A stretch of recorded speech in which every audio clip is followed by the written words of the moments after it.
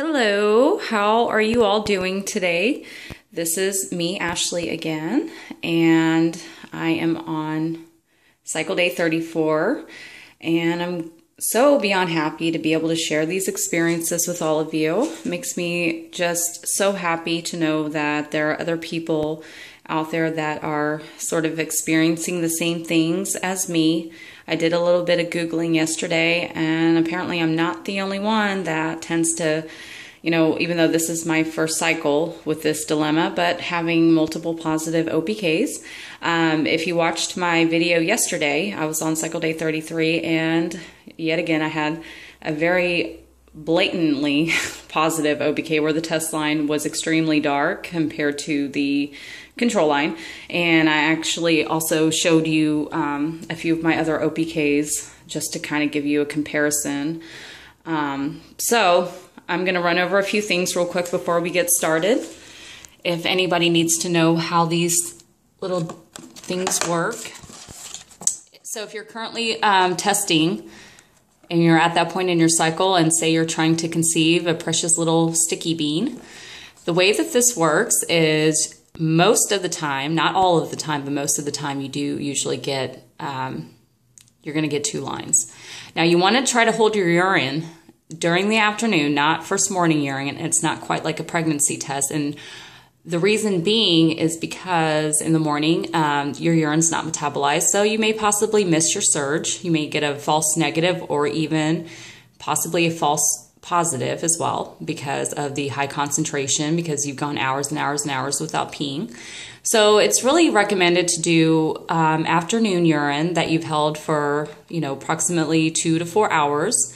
And you want to do it maybe between, say, like 2 p.m. and 8 p.m. Now, when you do this reading, let me set this up here.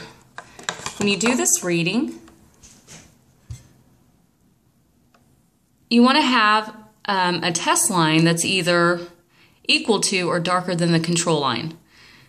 When you have a test line that's equal to or darker, then you can say that that is, in fact, a positive. Now, this is a 25 MIU test. This is something that we got from the Dollar Tree. There are other tests that have higher concentrations of 40 MIU, and so you would have to have a higher surge. The typical woman actually surges all the time. We have luteinizing hormone running through our system, all the time. So it's going to pick up usually some kind of, depending on how sensitive the test is, you may get 2 lines. And the test line may be faint compared to the control line. So people sometimes think that that's a positive, but it's only picking up the luteinizing hormone that you normally have. And when your body surges prior to ovulation, it's going to be a much higher concentration. It's going to be, say like you do a 40 MIU test. Typically the woman surges around 50. Now there are some women that have a lower surge.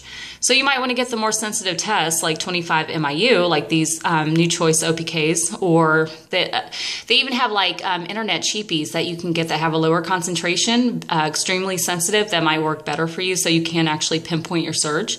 You also want to test around the same time every day.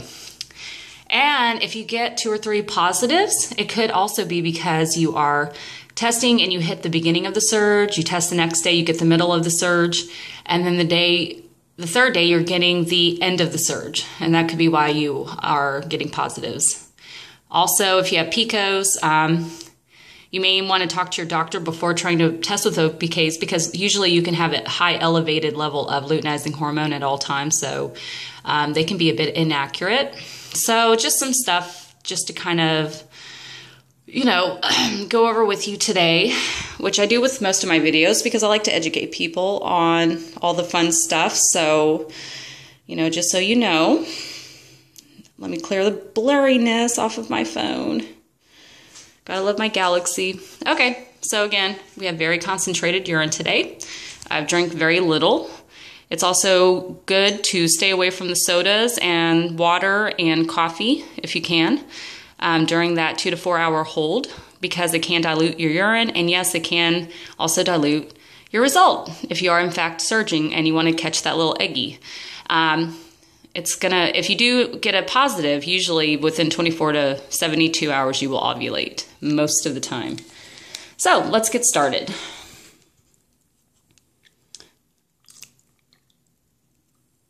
Okay, we want to do about 5 drops.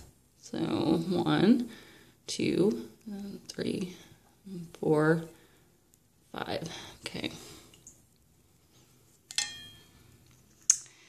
And let's just watch the pink go by as we do every day. Also make sure that when you do this that of course the timestamp on the box is good. Some people have a, you know, oh, I had some OPKs from 8 cycles ago and I thought I would use them. Well, just make sure that they haven't expired. Certainly wouldn't want to get a negative result because of that.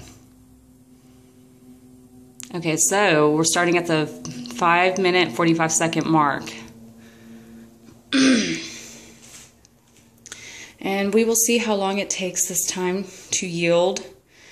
Hopefully a negative, but you know, I thought that my temperature increased yesterday, my basal body temperature, my temperature at rest after a solid 3-hour block of sleep and at the same time every day as well, would be a good sign, but it kind of went back down to 97.9. It was at 98.3. But again, I tested, you know, 30 minutes later, so that also can have an impact. That's, again, why it's a good thing to test at the same time. I actually set my alarm in the morning, so...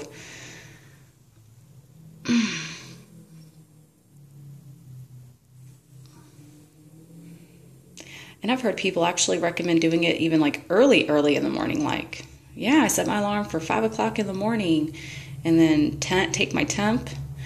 If it's an actual, you want to use a basal body temperature that has the 4 digits versus the 3, like a normal thermometer. You can do Celsius or Fahrenheit. And you can also temp orally or vaginally. Sometimes vaginally is better though, because like say if you've been drinking or you sleep with your mouth open, or, you know, other varying factors can affect your temperature, can cause your temperature to be lower. It should still be about the same if you're doing it every single day, but usually when you're temping vaginally, it's going to be a bit higher, but it's going to be a sustained pattern. So